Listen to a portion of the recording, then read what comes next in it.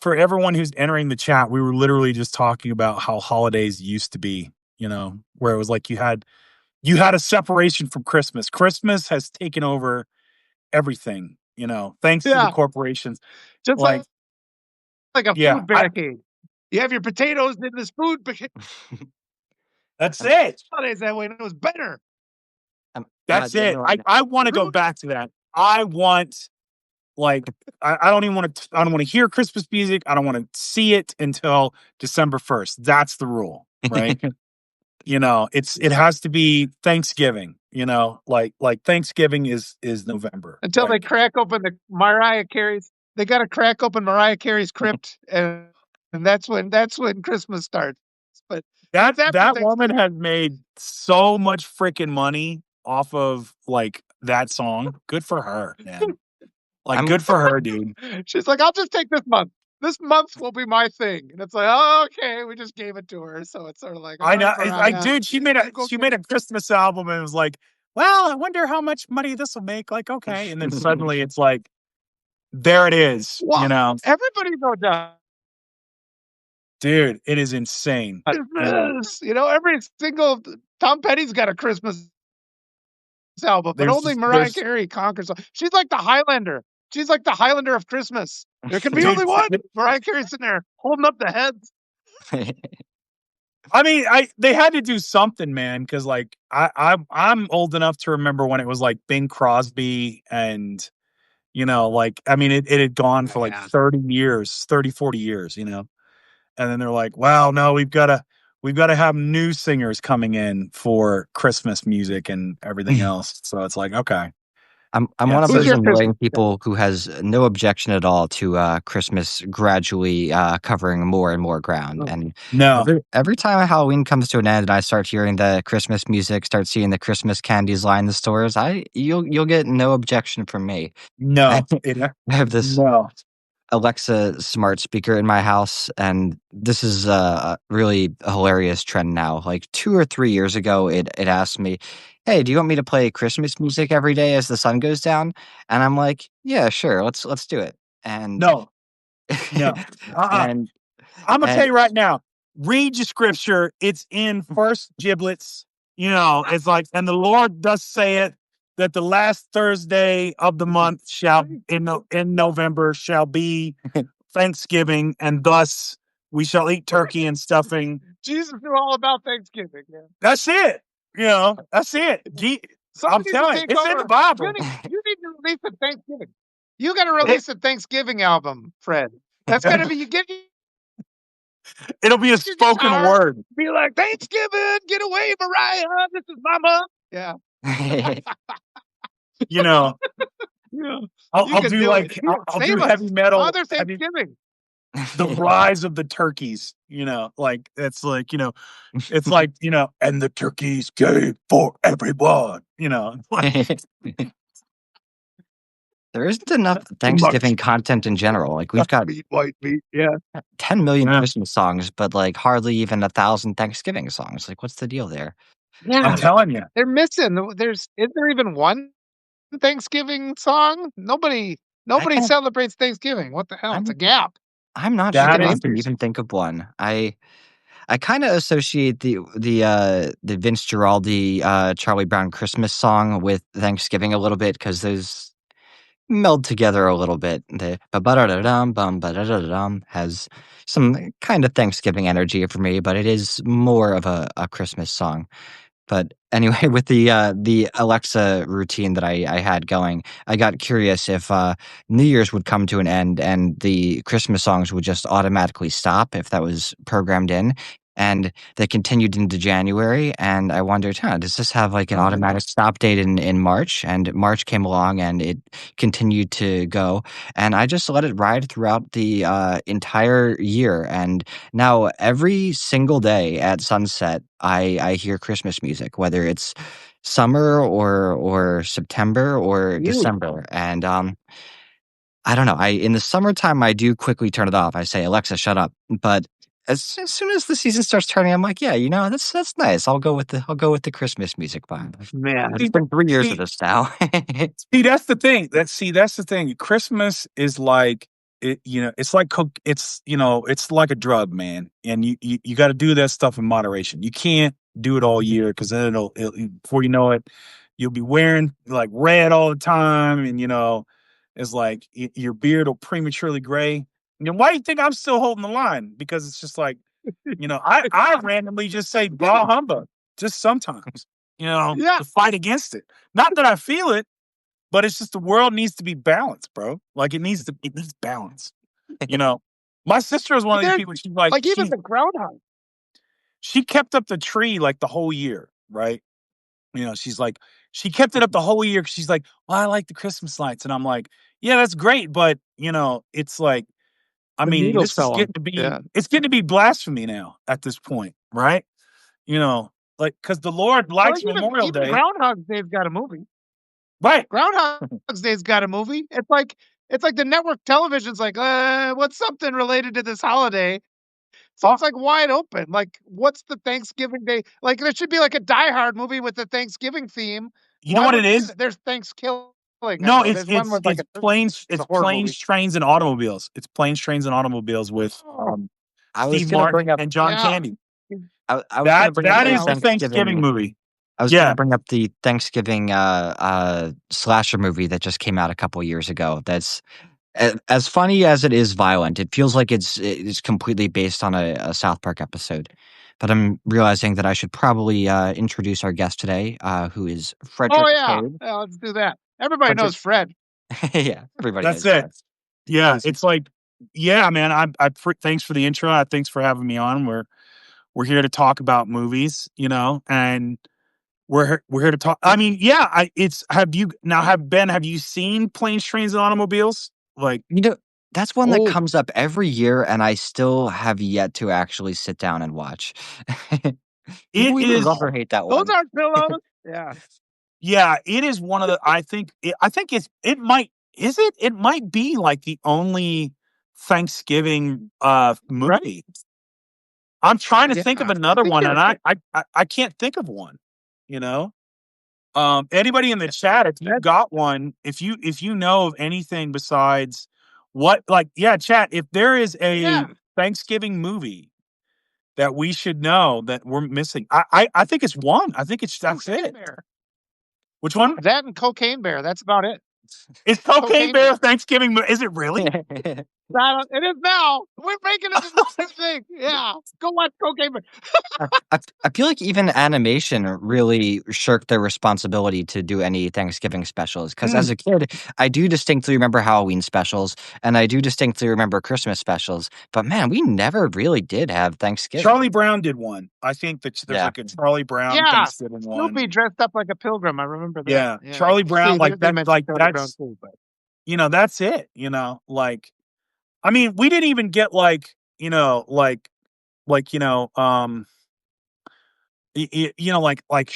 the Red-Nosed Turkey, like Rudolph, where it's like, he gets, the goal of him is he gets to the end of it and he's decapitated and then he's made into a feast, and then they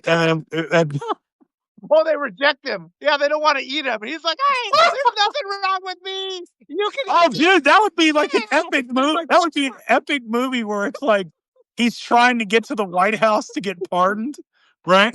No. Oh, yeah, that's a good angle. I need the pardon.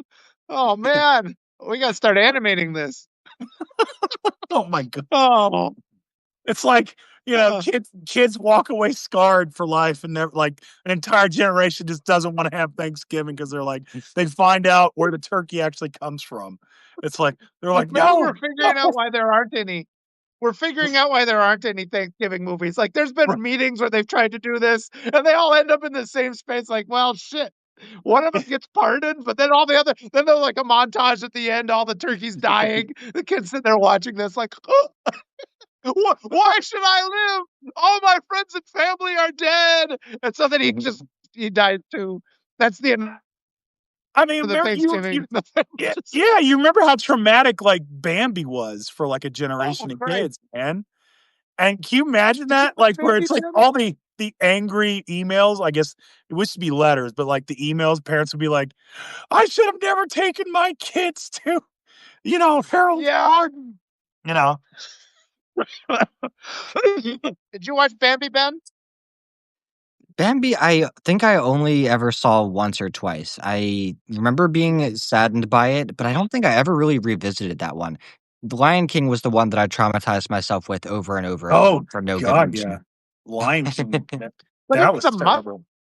mother, I mean, Bambi, like the mother is in a lot of these, they're orphans, so the mother's long gone. But it's only Bambi that's like murders the character's mother, and it's just like cry. There's like no other thing that does it. I was going through like the old VHS like tapes to like show the kids when when they were real little. I got to Bambi, I'm like, this is going in the fucking trash. I'm not making my kids suffer. It's like, why did I feel like an obligation to show them Bambi? Fuck that. All it does is make you miserable. They don't have to watch that. Yeah, they're not missing out on anything there. The one that I'm trying scared to. them though was The Muppets they didn't make a Thanksgiving movie, did they? They made Christmas. They made a Christmas movie, they probably right? the Muppet Show probably has some Thanksgiving specials. I don't know if there is a thanks. It's kind of hard to tell. What's my The bad. ghoulish part of me wants to see Miss Piggy eating a turkey, right? Just scarfing it down, leaving none for everybody. Where like Kermit looks horrified, where it's just like, no, bro, it's okay, It's- yeah, Oh man, have you it's terrible. have you ever watched the old Muppet Show? I'm sure Fred, you saw the Muppet Oh Show God, yeah. when it was. I With got what? you can get those. I bought those. I think they're actually on Disney now. But you should watch the old Muppet Show. It was like this variety show, and they'd have the famous like Mark Hamill came on before Empire Strikes Back was released. That was like for me. That was like another Star Wars movie when Mark Hamill appeared. Like in 1981 on the Muppet Show. I was so jacked up for this, and then it's just like. But those shows are funny. The Swedish Chef, where the Swedish Chef is Oh like yeah. fighting with the animals before he kills them. Yeah. Oh yeah. Oh yeah. Dude, oh my God. Yeah, he did. Oh, that's right. Yeah. Yeah. Like they literally implied he's gonna kill these live because it was turkeys, right? They would. Yeah, he was. I think they do. He was Yeah. strangling a turkey. He caught it by the neck. Oh man. Oh, and called, yeah, kids watch this, kids and adults. oh, And it's like I love them at the time, but I really appreciate Waldorf and Statler, the two old guys in the balcony. oh, I don't know. Oh, the old guys, yeah. Yeah, Waldorf and Statler. guys. Yeah, they were great, But you're right, like the Swedish Chef really did like literally strangle animals before cooking them. My girls called him the greatest chef. They couldn't because they were small enough they couldn't pronounce words right. They're like, Daddy, they come and get me. They're like the greatest chef because I laughed so hard when he came on. And I'm like, he kind of is the greatest chef. I do like him. You got to watch. If you haven't seen at least just the Swedish Chef, gosh, oh yeah, man. Like, oh, dude, yeah, I gotta watch Planes, Trains, and Automobiles. It's been like forever since we should all do that. Dude, that's awesome. It is an awesome film. Like, yeah, dude, like it is. It was one of those things where like it has grown into significance. Like, because it's very different from because Steve Martin's playing the straight man in that film. So like I don't know if you watched a lot of like earlier stuff from Steve Martin, but like before he kind of started there was a time when he started doing like more serious work in the 80s, and he was the straight man in the comedy pieces, like, but he did like zany comedy back in the 70s where he was where he had the bow and arrow on his head and he was kind of goofy, and he did a film called The Jerk. Like The Jerk is a classic. Oh my God. How much are those two on your radar, Ben? John Candy and Steve Martin? Are they, because they're kind of like an 80s thing, and I don't know if they're really enduring, but there's some kind of reasonable stuff, I guess. John Candy, he was in Uncle Buck, right? Yeah, that was later in his career. Like, like it's crazy because you look I really back enjoyed that one. Yeah, you look back and you see like I know Eugene Levy is gone on and done like was it Schitt's Creek and stuff like that now, and so that was fantastic. But like yeah, I mean, if you look back, like you look at the older stuff, like the SCTV when it was Rick Moranis, Eugene Levy, John Candy, like I mean, just like these comedy legends, and and then John Candy went on and did a whole bunch of like, like a whole bunch of hilarious movies, right? And it got but yeah, Uncle Buck was kind of later when he was doing really more family friendly stuff. And so when they teamed up, like it's interesting because they like when they teamed up Steve Martin and John Candy for Planes, Trains, and Automobiles, there's no zany comedy for either one of them. Like it's just Yeah. they're both kind of like John Candy's not exactly a straight man, but he's not exactly like the goofball. They're literally just two guys. Like the comedy kind of comes from really both of them trying to get home for Thanksgiving, and then I won't spoil the end of it, but it's and so it's just it's a really it's kind of like I would say it's almost like the It's a Wonderful Life kind of vibe in Yeah. for like it's like updated, you know what I mean? Like it's I was gonna say that. It's a bit more touching. It's more yeah, touching. It's greater than the sum of its parts. It's one of those. It really is. It should be it more of really is. a holiday Yeah. classic than it is. It's one of those things where it's like that I think has just kind of hung on because you're right, man. It's like it's greater than the sum of its parts. It's just like these two guys really kind of brought it, because like there was a Steve Martin when he can't find his rental car and he gets left out in the parking Yeah. lot and he goes back and he's like furious and you feel it because almost every one of us has been through some kind of customer service nightmare when we've been counting, especially for the holidays, and it's like, man, like the humanity of that film is just amazing, I'll never forget getting locked out of our convertible when we were renting one in California over the holidays. Yeah. I was forced to sit in the back seat because obviously I was the kid in this scenario, and I was just getting whipped with the wind nonstop, and I'm like, oh my god, this has to stop. So my parents eventually put down the roof of it or whatever, so Yeah. it's not even a convertible anymore, and we managed to lock our keys in the car of it when the top was down, so we couldn't just like reach in and grab it. It's like so close but so far away. Had to call a whole locksmith. Oh wow, dude, we had I was just thinking though. No, go ahead. yeah. No, man. You need to watch. Then you need to watch Planes, Trains, and Automobiles because there's a sequence in there where it's iconic. They both end up riding in the back of a truck, right? And I think it's in like Nebraska or something, and there's snow all over the ground, and it's hilarious. Like, but I love it because it's like the the farmer stops and he's like kind of psychotic, and he's got the wife. He's like, no, she delivered our baby, came out sideways, didn't even scream or nothing. It's like, what? But that movie, now that you're saying this, it actually is like one of the few examples of like positive masculinity. It's like these two guys on a road trip together working some stuff out. And I think that's what made it so weird in the 80s because there were no movies like that. It was all like Predator, it was like Sly the muscle grabs and Predator. So and Steve Martin maybe might be responsible. Actually, John Candy was such a big sweetheart who you could kind of tell by all his movies. So they were kind of a blip. They were a little bit under the radar. But yeah, it'll be interesting, Ben, if you revisit a couple more of their films to hear what you have to say. How much of it is nostalgia? How much of it is like, this is legitimately good? Well, he kind of like go ahead. I did have an interesting time with one that you recommended last week called Altered States.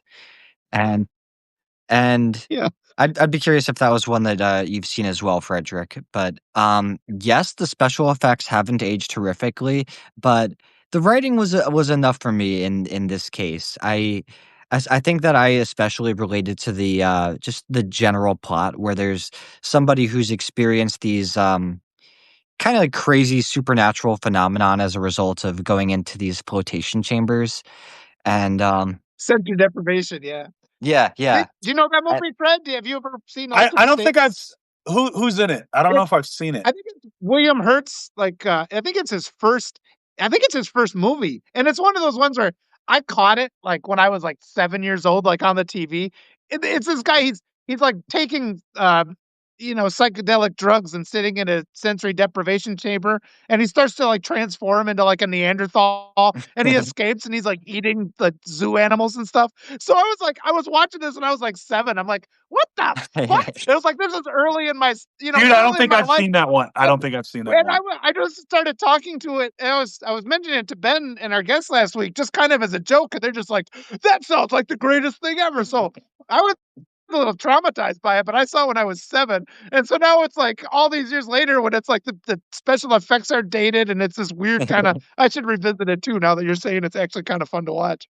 I love those effects. kind of that experimental filmmaking that kind of happened like in the late 60s and into the 70s. Oh yeah, where it just got like just some of the stuff that's just so insane, like where like they're just trying different things, and like I mean, yeah, well, they it's didn't know what man. psychedelic drugs. Yeah, they didn't know what psychedelic drugs were for like 10, like all through the 60s. And then they're making movies like Fantasia. It's like, oh, I see the point of this movie, like and Yellow Submarine. It's like, oh, you're supposed to watch these while you're on drugs. I get it.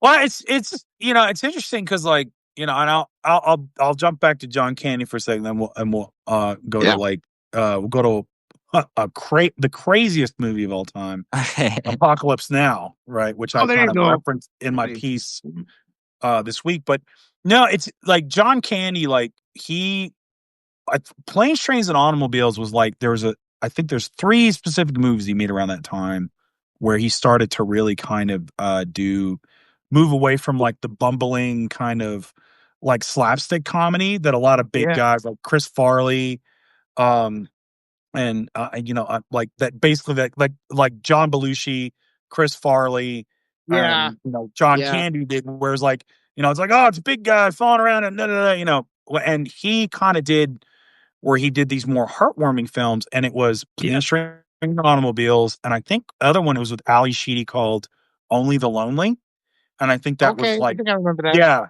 yeah, where he was, and then the other one was you've seen it, you mentioned it, Ben, Uncle Buck. Uncle Buck. And so like it was kind of like in the later 80s in that era where he, and then I think unfortunately like he died in the early 90s. Like he was doing his last movie, I think, was Wagons East with Richard Lewis.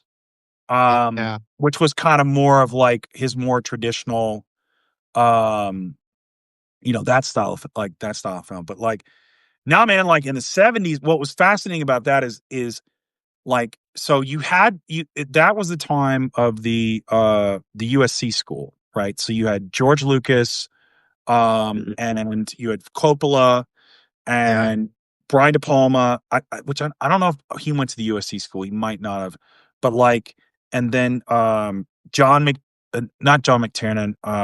God, I'm trying to think of his name, and I'm blanking on it.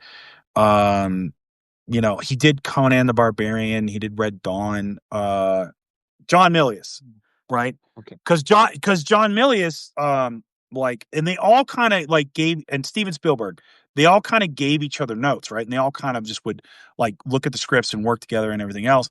And Apocalypse Now, like, is one of the most insane sort of films. Like when you like, it's just as interesting to read about how it was made, like as the film itself, right?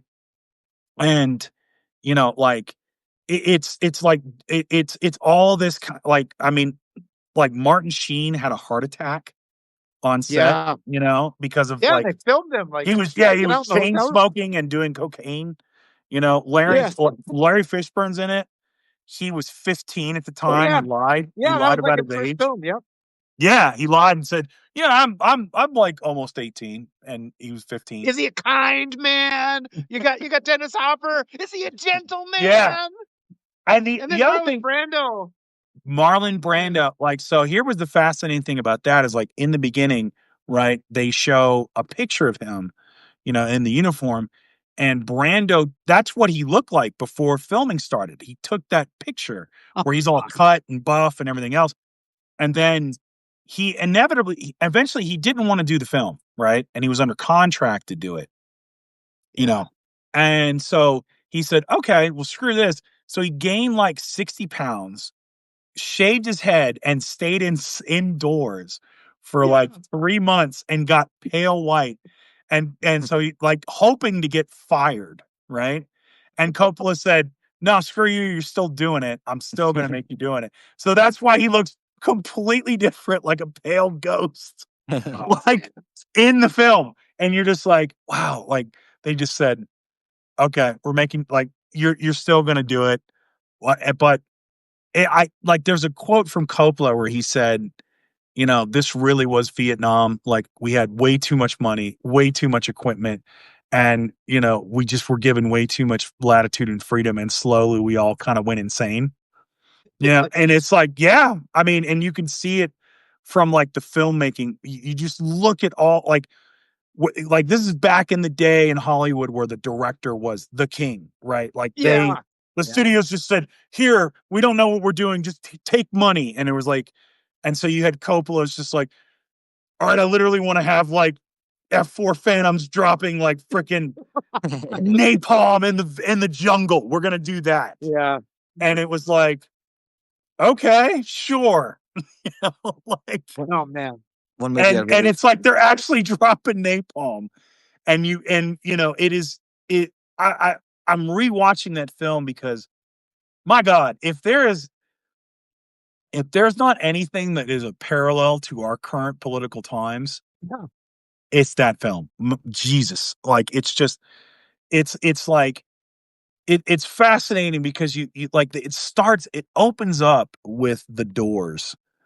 This is the Yeah. end, right? And you're seeing this fire and this imagery, and it's like the fascinating thing about that is because he's referencing Vietnam, it's just Coppola's already telling you like the war is lost. It's over. Everybody's just literally going through the motions, right?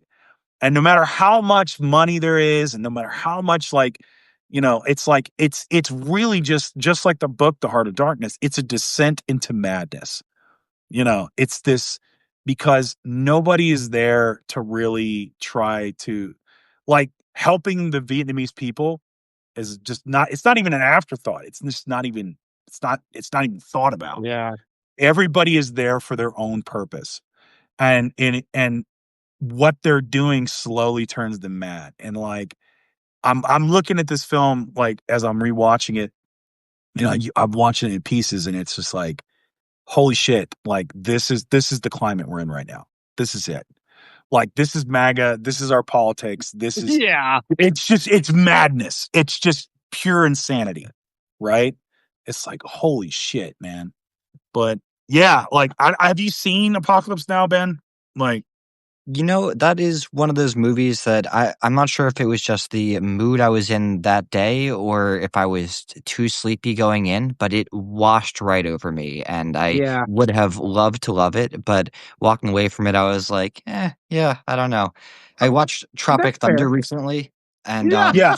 that that one cracked me up. It's obviously not as serious a handling of. No, that is actually a parody. That is a Yeah. complete parody of like Apocalypse Now and then the studio system at the time, right? Like Yeah. Tropic Thunder is another one of those underrated, Oh yeah, just like it's so good. gems. It revived Robert Downey Jr. Like man, Yeah. only he Part could of get it. Like to this well, day, no one is upset with him doing blackface because he Right. did it the right way. Like And it it's makes just me it makes me so sad though because good. they would not make that movie today. Like even if he got the pass and all, people would be like, "No, we're not doing blackface in 2025." But it was still like early enough in the 2000s that it wasn't quite as heavily stigmatized. It was just that rare limbo period where he could get away with it. That you is know, like our era's Blazing yeah. Saddles. That's Yeah. what that Oh, is. yeah. Yeah. I Go was ahead. gonna say, I think what you were saying before, Ben, though, about Apocalypse Now, especially if you're watching it like it's on a TV or you don't get a theater, it really needs to be in a theater for one thing. But I also kind of went through it where it's like I watched it and I'm like, okay, I don't know why this you don't understand sometimes. But if you're in the right mindset for that movie and you get a good viewing, there is no more powerful movie than that. I watched it when I was in South America. They had I never know how to say it, REDUX, the Redux. Yeah, the They had the Redux. Yeah, version, the new version of Redux, where they yeah, brought in some other new scenes. It was like completely recut. And it was just a stunning, captivating, it's an immersive experience where, just like you said, you are descending into madness, and it actually takes you down that road, when you're watching that film. Somebody's like, "Are we good? Yeah, we're good." I don't know. I don't know what that was about. But yeah, no, it's definitely a film that you have to let it wash over you and take you with you. But yeah, I yeah. mean, there are some films that the first time you see them, it's just like, I'm not in this headspace today, and that makes sense Yeah, too. like Apocalypse Now is not something you just do casually. It's not something you throw on Yeah, to like to no, be entertained. not for You Thanksgiving. Hey kids, no, let's throw in Apocalypse Now as we're watching. no, you have to literally be like, and it's like I'm totally in that head. Like I was like, oh man, I'm in this headspace to watch. I watch it like I think I watch it like every 5 or 6 years. Like it's kind of like Das Boot. I don't know if you've ever Oh yeah, seen, that's a good one. yeah, Yeah, if you've ever Strait of seen Das Boot. Gibraltar. Oh, Yeah, that's a like great one. oh, Das Boot is like you have like a Das Boot is another one you can't just watch casually, especially if you watch the director's cut, which is like 4 hours. Like you That's have to be in the right frame of mind to actually watch that. Like that's even the most you like the oh most my god, claustrophobic dude. movie ever. Because they're in the Yeah. World War II submarine, and it's like, gets damaged, and so they're under deep, and they're getting this compression, and they're trying to patch up the hull to prevent it from like collapsing in on them. And yeah, no, that's an intense film. I haven't seen that in a Oh while. yeah, It's dude. Oh god, yeah. Das Boot is just like it is one of those things where you're like, you got to get in like the right headspace for it. Like man, even like Saving Private Ryan for me is just I can't just casually watch Saving Private Ryan. You know, yeah. like Das it gets Boot is the hard. Germans. It's Oh one of yeah, the few World War II movies that's the Germans, and you're like, and you kind of just convey too. It's like these fucking guys. They were just like, like some of the guys were just like stuck in this situation, and they just died horribly. And it's like in yep. those awful experimental submarines. So, Oh it's an yeah, intense movie. it's. I mean, it's literally just it's that movie. I mean, it influenced John McTiernan for The Hunt for Red October. Ah, yeah, And like that's another film that's just like super genius on the little touches that they do where like you don't even notice where like the crew is speaking Russian until there's that scene where yeah, Sean Connery's character pulls everybody into the officers quarters and yeah, and McTiernan has the camera go in and then suddenly it starts slowly pulling out and everyone's starting to speak English. And the reason he does that is because now we're transitioning from they're not speaking Russian, they're not the enemy, like they're not this other culture. It's like what McTiernan wants you to do now is see them as human beings because you have to because they're getting ready to defect, right? yeah, So he wants the audience to have that, like I mean, some of those movies, man, were like, God, like they used to like even what was it, the one Crimson Tide with Gene Hackman yeah. and Oh, Denzel. Gene Hackman's my favorite. He's awesome. Oh my God, like that movie was just like that is yeah, that honestly Crimson Tide needs to be in the conversation for like the perfect movie. Up there I would say up there with The Godfather. Like it's that good. I love Crimson Tide. It's just the writing, just the conflict, both actors in their Yeah, prime, like a younger Denzel with I am Gene the cop. Hackman, and then everybody who's in the yeah, like Viggo you just have Mortensen. all these Viggo great like Mortensen. Viggo Mortensen's in it, right? He's the guy with the And cigarette, James like, I'm not Gandolfini. gonna obey. And just that whole theme of like not obeying the illegal order is really poignant right now too. Oh my You God. got a Yeah. lunatic in charge, and commander in chief, and it's like this is really an important kind of subject because I know we're also frustrated with the MAGA movement, but we do have to rely on a lot of those guys that are like sitting. They're the guys who actually push the button. It's not the president who pushes them; it's some guy. And so it's like we have to do like let's appeal to the humanity of the people who are just like, I just needed a job. I didn't need to be the guy stuck like destroying the world because some lunatic gave me this illegal order. Right. It's like I mean, that's honestly like the thing that you need with art, movies, TV shows, books, whatever, is like that is a check against fascism. Like that is a check against authoritarianism, because they don't want you to think about like these higher concepts that you have that go above, like following orders or, I'm an American, I'm a this, I'm a that. It's like, no, man, like what are the higher, these higher things of your humanity, like, Do you and have I mean, thoughts on that that's, one, Ben? On Crimson Tide? Is that one you've seen? Crimson Tide actually is not one I've seen, but the Godfather I have tried to see. I've brought it up before, but it is one of those movies where my modernism shows the very most, and I just have tried on multiple occasions to power through and have failed each time I've tried. Maybe one day I'll sit down and get through it, but it's a slow movie. A lot of Yeah. people have said that, and yeah, never managed to push through that first hour. I mean, you I think have to like, yeah, you have to really get into like the character development Yeah. and, the pacing, like, like, yeah, I mean, so what's a movie like recently that sort of, really like, that you were like, oh man, this is awesome, you know? One of my standards for a near perfect movie is not the most recent, but it's on my mind because I just watched it recently. Is Interstellar. I yeah. think Okay. I think that's the perfect blend between huge issues and philosophical issues and action thriller, and that one did a lot for me. Saving Private Ryan, I think, is another pretty darn perfect movie. Um, One movie I just watched this past week that I think a lot of people kind of forget it was as good as it was. The Curious Case of Benjamin Button, I think, is just as good as Forrest Gump. It might be a hot Okay. take, but it does so many of the same things and just as well, if not better, in a couple places. But yeah, David Fincher, is that right? David yes, Fincher directed yes, that?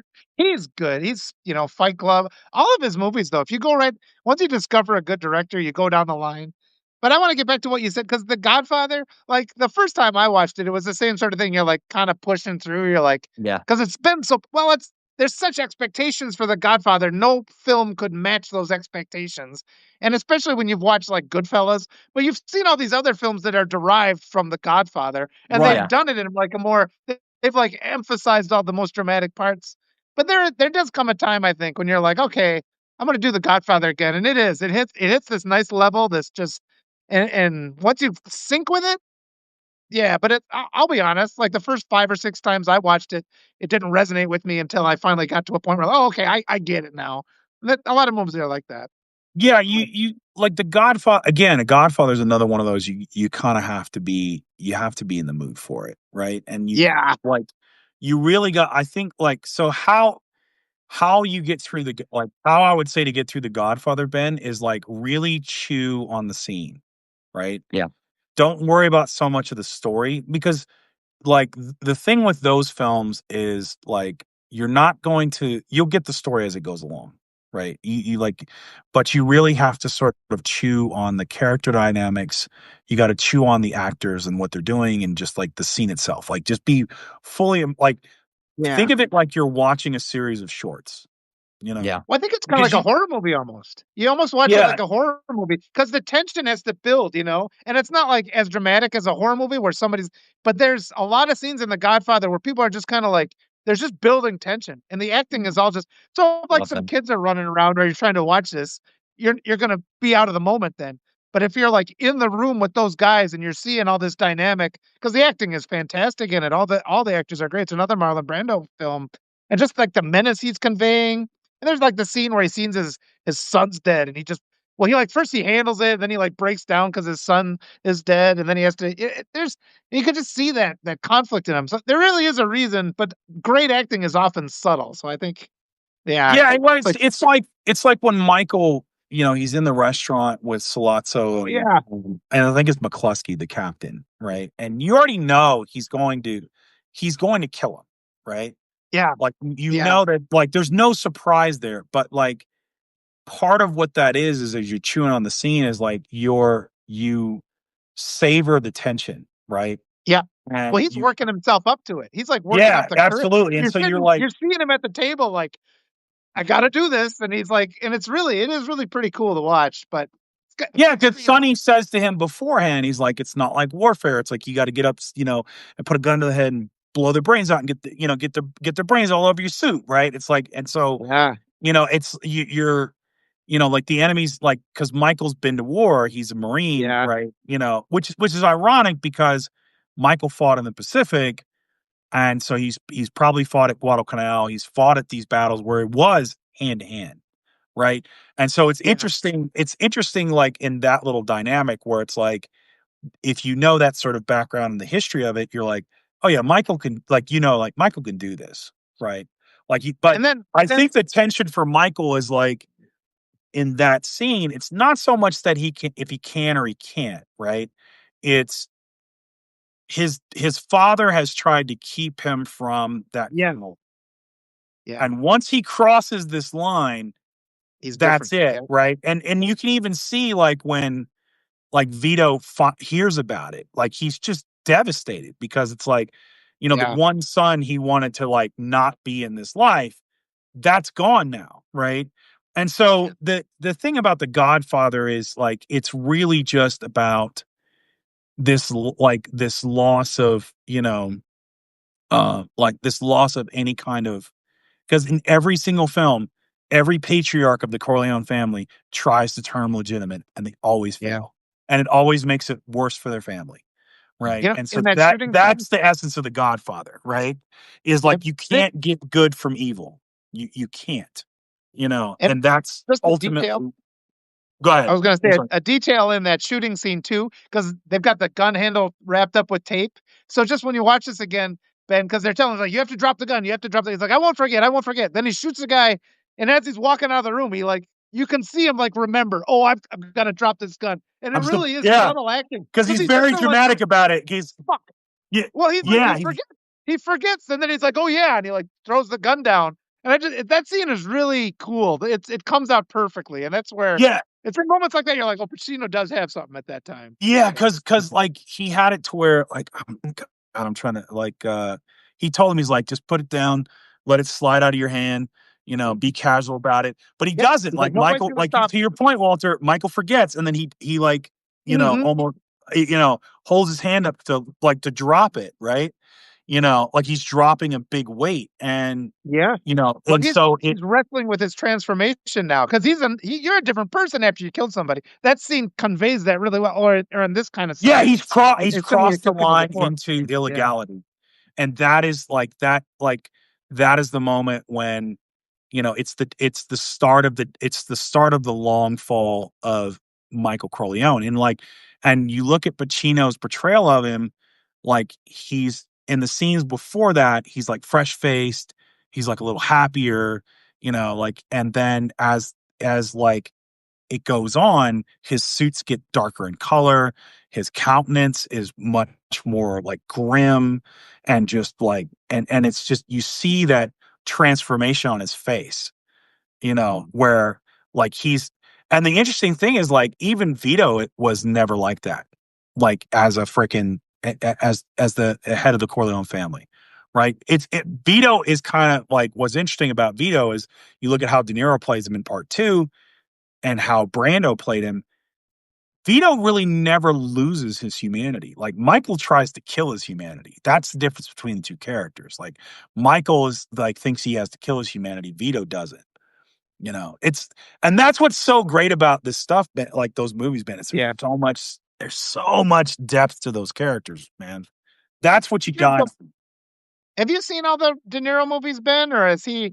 Because I was kind of growing up when he was doing some of his prime films, but I guess he's probably past it by the time you were growing up. So I don't know. Oh my God! Like if you're talking like Taxi Driver and Goodfellas, and I did recently see him in a comedy whose name I'm blanking on. He was tasked with transporting a prisoner from Midnight Run. That's right. Another good That's one. One of my favorites. I really enjoyed that. Yeah, Midnight Run is great. That one was also old enough where on another day I might not have agreed with it, but it hit exactly the right spot on the night that I watched it. Serrano's got the discs. Serrano's got the disc. Yeah, that one though, but it's like because he's like too intense for a comedy. It's like his acting is like not appropriate a lot of the time because he's just like sitting there seething. And Grodin does such a good job playing off of him. But that one, that's another buddy movie that's just different. It's like in its own category. Yeah. What a weird movie it is. It's Oh great. yeah, dude. Like Midnight Run was great, and then someone brought up no, that was like and then someone brought up, was a Midnight Cowboy. Was like, is that one I'm thinking That's of? John Voight and Dustin Hoffman. I'm walking. Yeah, Man. that's Midnight Cowboy.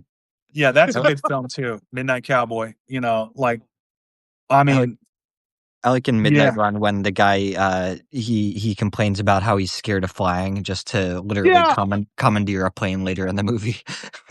You're a pilot? He's like, but you lied to me first. He's like, as far as you knew, I lied. He's like, what the fuck are you even talking about? It's like I decided it wasn't a convenient time to reveal that I was a pilot. Yeah. I want to talk about Taxi Driver though. Do you know Taxi Driver? I was thinking that's like the MAGA mindset. I was thinking this through. It's like you got these guys because he's like this, he's just driving taxi, but he's got like these fantasies about greatness. And he's doing just stupid stuff. He's like sitting there talking like, you talking to me, talking in the mirror, like trying to build himself up. And he's doing dumb things like burning his arm over the stove. Like, look at me, I'm tough. Like, because they don't have like the conservative influencers at the time. And he just decides he's like, the only way he can have value as a human being is if he murders a bunch of people in protection of like a child who's been trafficked. So it's just sort of like, oh my God, this is like Travis Bickle is like the whole MAGA mindset, like every single point. But there's a heartbreaking thing in that movie. Oh, go ahead. Yeah, no, and God, what was her name? Like, I'm blanking on the actress. Jodie Foster. Jodie Foster. No. The other one, was it Sybil? Sybil Shepherd. Yeah. Yeah, because it starts out he's dating her, right? Yeah. And then he takes her to like a porno movie. Yeah. And she gets offended, right? And he doesn't understand why, right? He doesn't, it is, dude, I'm telling you that is, you're right. Like that is the incel MAGA, like before. This is what people do. We go to these, this is the movies. And so, and he's just like, he has absolutely no idea that what he did. No idea. Like, are you kidding me? And she stomps out. And it's like, but it's heartbreaking too, because it's like that complete failure. The guy, there's nothing he wants more than to have a relationship. He's like, they cannot touch her. He writes in his diary, because he's so enamored with her. But then at the same time, when she's finally like, you're just too weird, he's like, you're going to die in this hell with the rest of them. He flips out and does like that patriarchal rage thing. And then like the trafficked girls thing becomes the theme. And it's just like, that lines up with our reality again, almost as much as Apocalypse Now. Yeah. I mean, that's like Scorsese's like he's just, I mean, it's a movie about a psychopath, right? Yeah. It's before they made American Psycho, I mean, that was it. Like that was the performance of, and it still is like Taxi Drivers, De Niro's characters, like De Niro's performance still holds up. Like, but is American Psycho a movie that did much for you? That one was another one that I went in with high expectations for, would have loved to love it, but man, I just don't enjoy Christian Bale's acting that much, I think is my problem. It's probably like before Bret Easton Ellis got like really terrible as a writer and I think as a sort of take on like the excess of the 80s and how insane it was, because the thing is you don't actually like you don't know if this is like in his mind, like if he's actually done this. And I think that if you go in with that, like if you go in with it and you say obviously he's doing all this, right? But if you don't know and you go, okay, like, is it all in his head where he's conjured up all these things, like, and he hasn't really done any of them, right? Because the character itself is like, I think his dad owns the company he's at. And he literally has nothing to do, right? He goes in, Sits there sits at the desk. listening to like Phil Collins. He just sits at his desk listening to Phil Collins all day. That's with his disc. Yeah, that's why his planner has all the doodles. And it's like when it's revealed, it's like, oh dear God, this guy's insane. But then you realize like he literally has nothing on his calendar because he's not important, right? Yeah. And so it's a god. It's this god, like, and I think part of it is it's just the impotence of Patrick Bateman, where he doesn't matter ultimately, and the things that he's supposed to care about, like he doesn't even know why he does, right? Like that's what the business card scene's all about, right? Where they're talking about different shades of white, like, oh Jesus, that's boom. But it's Fight Club is kind of related to American Psycho, but it is kind of that weird dark satire. And I'm kind of with you, Ben. Like the first time I watched it, I'm like, what the fuck? I'm just like, whatever. But then since then, there's some scenes that are really funny. Like the one where he's sitting at the table with all the guys. He's like, no, we have to be more respectful to the indigenous. And he goes on to like this 7-minute talk about all the things that they're supposed to do. And then like this guy just starts laughing like, oh, these gated community assholes who, exactly like Fred says, there's no point to them. They contribute nothing. I also and that's, I mean, yeah, they all look the same. They all act the same. And it's like, they all date the same kind of women. It's like that entire culture is just a bunch of people trying to outdo each other in their sameness. Right. Yeah. And so, and there's a few like genuine people that actually care. Like, I think there's the one character that, they kind of allude that he's gay, right? But because he actually shows compassion and concern. Yeah. I was like, Patrick, you're sweating. It's like he's the one person that acts like him and the secretary act like human beings, whereas everybody else acts like a freaking psychopath. And it does give a mindset. But you think about it, it's like, man, it really hits close to home. Like, that's the world Trump comes from. That's it. Like, that's where he comes from. That's the bullshit that him and Jeffrey Epstein and all those people, they were really damn near close to that. This one-upmanship crap, like, oh, let's look at that bone. It's like, it's got a watermark on it. Oh my God. Where it's like, it doesn't fucking matter. None of it matters.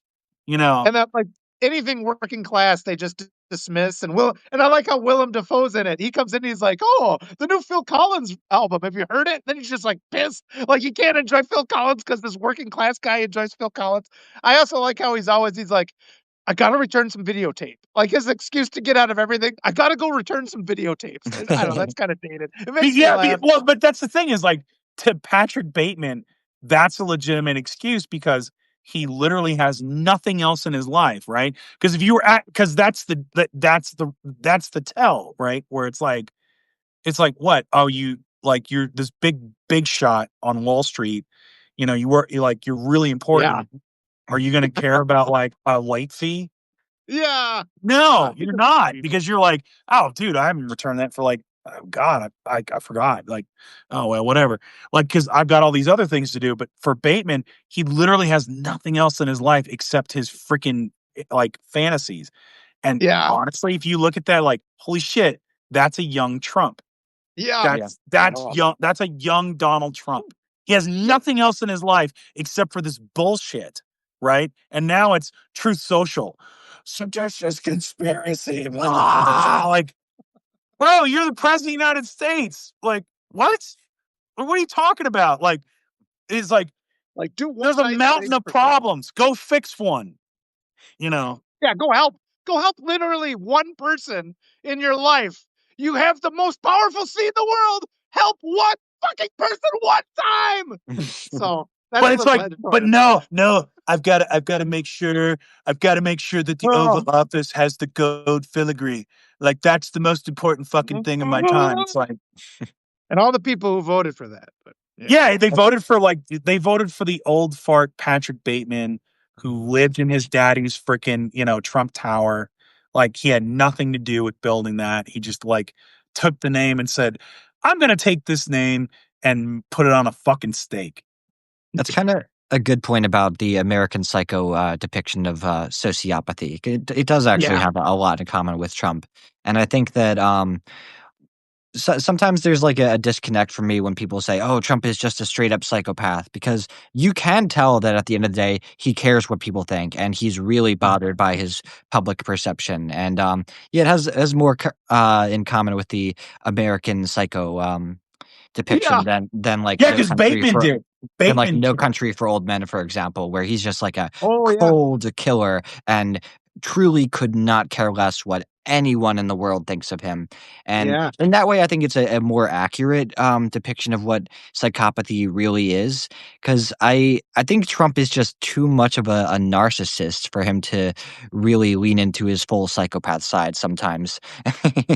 Yeah, like because like that's a good point. that's interesting because like the Javier character in that is he's not a person, right? Yeah. He's like the way he is the personification of death, right? Evil and death. And so like, you know, he's irredeemable. He's more like Mike Johnson. No, because like Javier is deliberate. Like Mike Johnson's just like, I'm just a little mincy boy. Like, yeah, you know, I'm a little mincy boy. We've got a process for that. We got a process. You know, like, yeah, when he got out of when the Senate just said, yeah, we're unanimously gonna pass the freaking for the Epstein files, he's like, you guys are supposed to clean up my mess. It's like, well, tough shit, you know. All those guys. Oh yeah, but no, like it. But yeah, I mean, it's interesting because like, man, I've been watching a lot of like countercult. I probably will watch American Psycho again. Yeah, I haven't seen it in like 15 years. But like, because it is one of those films where it's just like, oh, I'm gonna pop. It's not that I'm gonna pop in, let's watch American Psycho. It's like, oh my god, especially when the incels are like, he's a Sigma male. It's like, you're a freaking moron. No, he's not. Like, and if you read Ellison's Ellison's book, the weakness of that character. He's so weak and he's so desperate to have people admire him who he hates. And that's even more apparent in the book, man. Like the book is insane because like there's like a scene where he goes with his played by Reese Witherspoon's character, his fiance. And I think they go to like the Hamptons or something, and he's on the beach or whatever, and he just starts eating sand. He has a psychotic moment and he just starts eating sand, and you're just like, what? Yeah, and so, but they cut basically the filmmaker she elevated that work like to what it is, and Bateman, like our Christian Bale, really, I think he did like an insane job on that. He was really great. He brought it. I think that's interesting, though, that Bale, I think he's got some pretty good performances. I kind of see. I think you were right, though, Ben, about Batman. But I mean, he's just stuck playing Batman. Like Batman, you're kind of handcuffed. He could be a cool character, but nobody wants to really they don't ever want to lean into how much of a psychopath he is. If he'd have played Batman like he was, like the character from American Psycho, we'd have a pretty that would be more fun. Yeah? Be a much more interesting movie. Well, that's why we remember Heath Ledger, right, as the Joker. Exactly. And like. But I think I don't know if you'll like this, but maybe like is a good film by Patrick Bate, or I'm sorry, no, Christian Bale. Early in his career is The Machinist. Oh Christ, that one's a hard movie. That's hard. Yeah, it's really hard. Like he really I mean, he's method, so he really he lost he looked terrible. He got down to like 90 pounds. He looks awful. But I mean, the guilt. I mean, that is a movie about feeling guilt, and it nails it. It gets that feeling, and it's a spiral down into depression, and it's watch The Machinist. Like it's not one you want to like put on repeat, watch 6 times in a row, but it's like it's worth seeing once if you're ready for it. It's hard, but it's good. Yeah. And Apocalypse Now, like watch it in pieces, man. Yeah. Like just it's okay to watch that film in pieces. Like, because I mean it's broken up the way man, because Duvall in that film and that is like Duvall is like that is subtle too. Yeah, he's over the top, like because in that one, because he's like that right there is American imperialism. Like that's what Robert Duvall's character, Big Duke, you know, where it's just I was thinking Robert Duvall in The Godfather. Yeah, I swapped out. Yeah, no, you're no, right. yeah, no, Like Duvall, it's like in like The I love Godfather, to yeah, throw yeah. napalm in the Tom but Hagen, that's very interesting subtle. because it's such a different performance. Because in Godfather, he's just like sitting there. You just drank your drink. He'll like sit and drink a glass of whiskey, and that's the whole scene. And then in Apocalypse Now, he's like, "Love the smell of napalm in the morning." Yeah, Oh, you big, got my surfboard. I need my surfboard back, Lance. It's a yeah, perfect surfboard. yeah, where he's just yeah, it's a good board, like where he has the helicopters flying over the jungle with the It's a loudspeakers. good surfboard, and I like it. No harm will come to you. I just want my surfboard. It's like Surfboard you need the back, whole U.S. Lance. military to get a surfboard back. The guy just stole it just to be an asshole. Fuck you, weirdo. Right, which is what military guys do, which was hilarious. But it's like, but dude, that movie is like that part of that movie is absolutely like American imperial power personified Yeah. as an individual.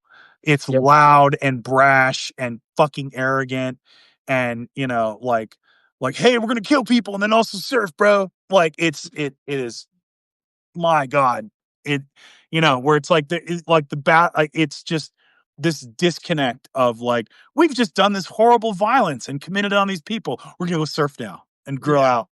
We're gonna pretend like we're back home, and you're not, Yeah. right? Everything's fine. Don't look over here. It's like we're surfing.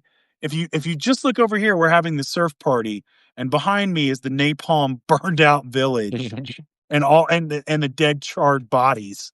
But we're not gonna look at that. We're gonna look over here. One of my Dude. one of my favorite things about watching some of the all-time great movies is even if I don't enjoy it, there's still a whole world of pop culture references that I can Oh yeah. understand as a result of them.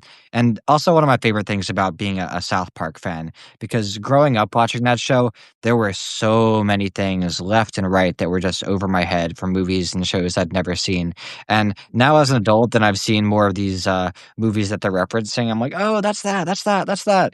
And even if I don't end up enjoying Godfather necessarily, there will still be those moments that go back and reference it, because it is one of those iconic movies that people always go back to. I mean, listen, we all have our things we don't like. I'm not a fan of Casablanca, even though everyone's like, it's iconic, it's the greatest thing. And I'm like, Yeah. it just That's didn't one do I it had a for me. moment with that though too. I watched it, and then I think that's one I probably watched 10 times, and it wasn't until the 11th time I'm like, oh, okay. Then Yeah, it I'm resonated. see how you are with The Godfather. That's how I was with Casablanca. Yeah. I struggled to get through it, What did and you it's like, watch, Fred? I wanted to ask, when you were like sitting there in your jammies and your rattle and your beard and you were watching as a little baby, what kind of things were you watching then? Like as a young, what are my your dad definitive films? loved to watch action films, so it's like I watched like all the Vietnam films, Oh you yeah, know. that's the 80s. Yeah, And then that's all we the got. thing that I watched when I got to be old enough to learn how to turn the knob to HBO was I loved the Bruce Lee stuff, you know. Yeah. So all the kung fu films, you know. I hate to run. I got to run, guys. But All right. thank Yeah, you so much for having me on. I yeah, appreciate it's you. always great to I'd see you, love to do Fred. it again. Yeah. So yeah. Thank you so much for Happy joining. Thanksgiving. Keep It's coming Thanks, with been a guys. pleasure. ideas. Happy Yeah. Thanksgiving, everyone. Have a good one, man. Bye, Yep. guys. Thanks, everybody.